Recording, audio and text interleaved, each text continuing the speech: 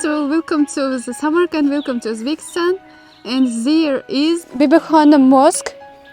It was constructed by Amir Timur in 1399 and 1440 years. After the war with India, with the victory of this war, with the success, Amir Timur decided to construct this mosque to pray. There is three of big mosques in there.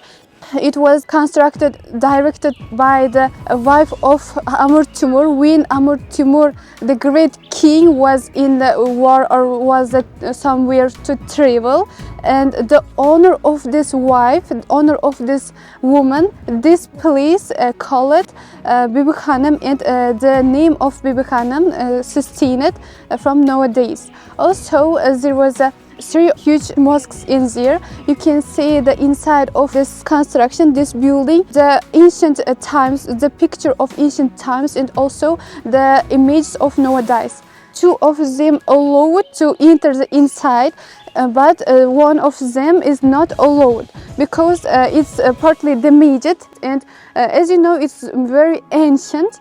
To come this stone, it is called lakh. It was used to read books.